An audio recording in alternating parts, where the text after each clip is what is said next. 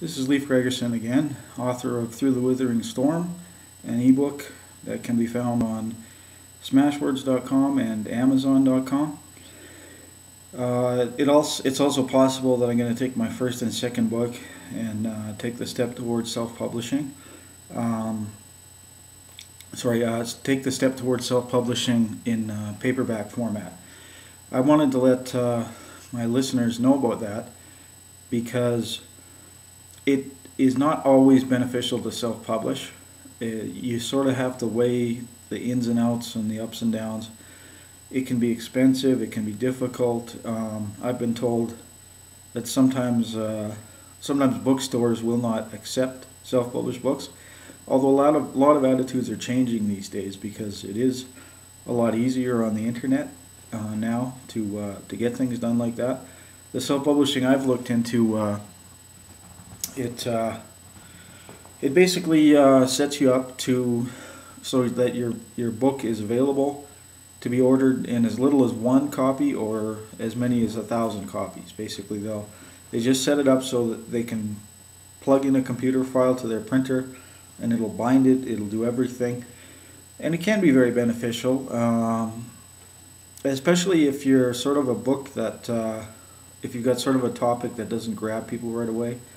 The reason I chose my book Through the Withering Storm to go self-publishing is mainly because it's not the type of book that sells quickly to publishers. I had sent the book to many publishers, and one of them was kind enough to give a suggestion that his firm didn't, and this must have been what was relevant to a lot of other firms, they don't have much luck with publishing books that are memoirs that are about somebody who's not famous. I mean, like if Tom Cruise were to publish a memoir, they'd grab it, they'd jump on it, they'd give him it in advance and all that stuff.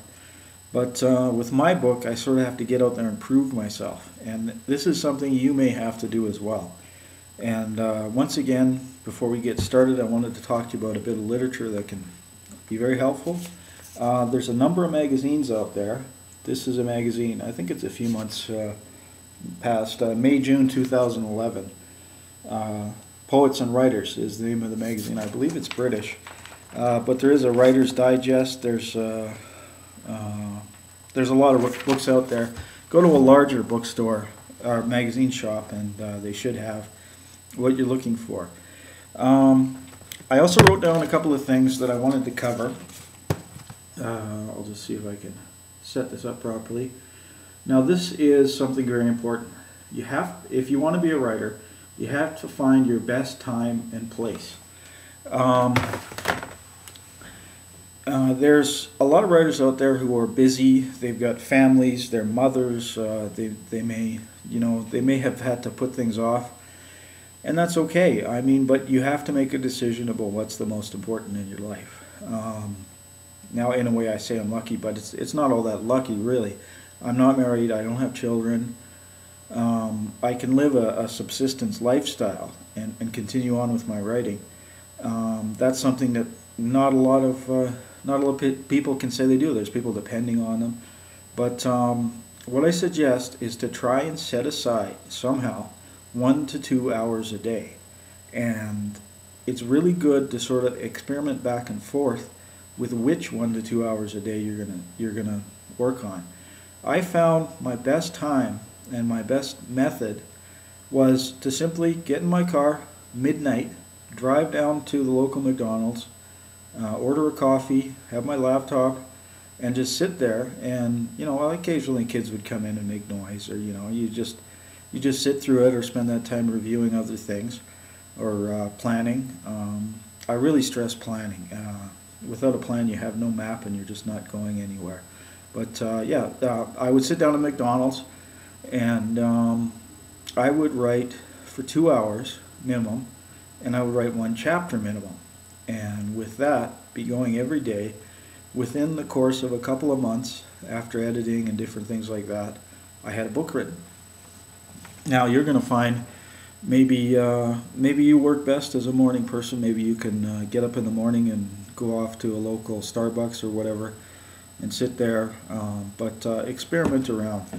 It's really the only way to go, And if half an hour is all you can manage, that's all you can manage. And one suggestion I can say is, as a writer, you may be, if you're a full-time writer and you're not working, some people don't feel that with that income they can afford to take a vacation. But it's very important every now and then to take a trip and to get your mind out of what you're doing.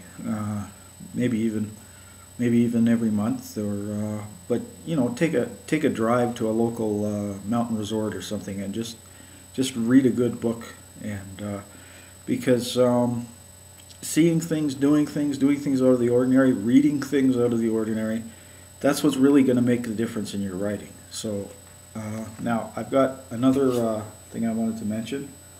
I really should have worked this out better. Study all forms of writing.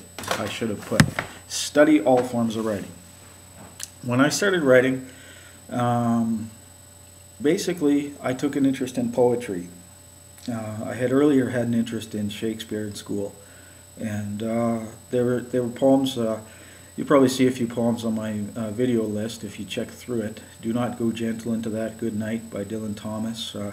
If You Can Wait and Not Be Tired by Waiting or Being Lied About, Don't Deal in Lies. That's a line from my favorite Rudyard Kipling poem. Actually did my grade 12 final essay on that one. Anyhow, what I did was I read and studied poetry and more poetry. I did this for years. And the reason for this was because I knew I wanted to be a writer, and I knew it was going to take time. I wanted to write full-length fiction books, thrillers, and I wanted to, you know, hopefully make some money out of it. But I would read a lot of poetry, and I would write a lot of poetry. At one point in my life, I had a girlfriend whose name I won't mention, and I would write her a poem and a letter every day. And I would send it off to her, a paper letter. And it was something she enjoyed receiving, and it meant a lot to her, and it made us that more special together. But I think the most important thing was that when you write poetry, you conserve and you carefully use every word. And that's something you should do when you're writing any type of work,